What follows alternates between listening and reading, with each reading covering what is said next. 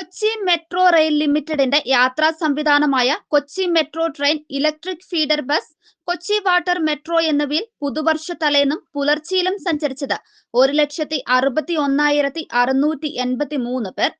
സുരക്ഷിതവും കൃത്യതയുമായിരുന്ന മെട്രോ സേവനം പുതുവർഷാഘോഷ തിരക്ക് ഏറ്റവും ഫലപ്രദമായി കൈകാര്യം ചെയ്യാൻ ജില്ലാ ഭരണകൂടത്തിനും പോലീസിനും ഏറെ സഹായകവുമായി. പുലർച്ചെ 2 മണിവരെ സർവീസ് നടത്തിയ കൊച്ചി മെട്രോ ട്രെയിനിൽ 1,39,766 പേരാണ് യാത്ര ചെയ്തത്.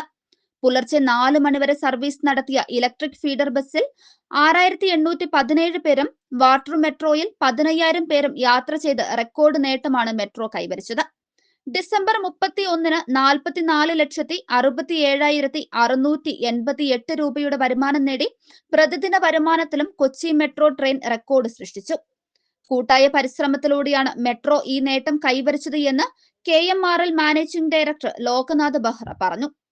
കൃത്യതയാർന്ന സർവീസ്, വൃത്തി, ശുചിത്വം, ജീവനക്കാരുടെ മികച്ച പെരുമാറ്റം, യാത്രക്കാരുടെ സഹകരണം, മാധ്യമങ്ങളും സോഷ്യൽ മീഡിയ വഴിയും നടത്തിയ പ്രചരണം, ഉപഭോക്തൃ സൗഹൃദമായ സാങ്കേതിക വിദ്യ ഉപയോഗം തുടങ്ങിയ നിരവധി ഘടകങ്ങൾ ഈ നേട്ടം കൈവരിക്കുന്നതിന് സഹായിച്ചു എന്ന് അദ്ദേഹം ചൂണ്ടിക്കാട്ടി.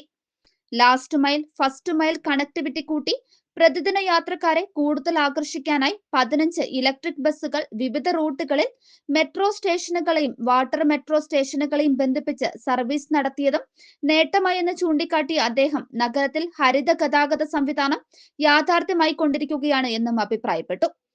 2017 സർവീസ് തുടങ്ങിയ മെട്രോയിൽ ഇതേവരെ 17.52 കോടി പേർ യാത്ര ചെയ്തു.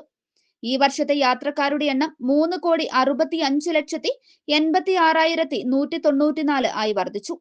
ഡിസംബറിൽ മാത്രം 32,68,063 പേരാണ് യാത്ര ചെയ്തത്. കൊച്ചിയുടെ പുതുവർഷ രാവിൽ ആദ്യമായി ഇലക്ട്രിക് ഫീഡർ ബസ്സും യാത്ര നടത്തി. ഫോർട്ട് കൊച്ചിയിൽ നിന്ന് ജങ്കാൾ വഴി വൈപ്പിനിലെത്തിയ യാത്രക്കാരെ വിവിധ ഇടങ്ങളിലേക്കും മെട്രോ സ്റ്റേഷനുകളിലേക്കും എറണാകുളം സൗത്ത് റെയിൽവേ സ്റ്റേഷനിലേക്കും എത്തിക്കാൻ മെട്രോ ഫീഡർ ബസ്സുകളും ഉണ്ടായിരുന്നു. പുലർച്ചെ 5:10 വരെ നിലവിലുള്ളതിനു പുറമെ മട്ടാഞ്ചേരി ഹൈക്കോർട്ട്, വൈപ്പിൻ ഹൈക്കോർട്ട് റൂട്ടിലും അധിക സർവീസ് നടത്തിയ വാട്ടർ മെട്രോയും റെക്കോർഡ് നേട്ടമാണ് കൈവരിച്ചത്. 15,000-ഓളം പേർ ഈ യാത്രാ സൗകര്യം പുതുവർഷത്തിൽ ഉപയോഗിച്ചു.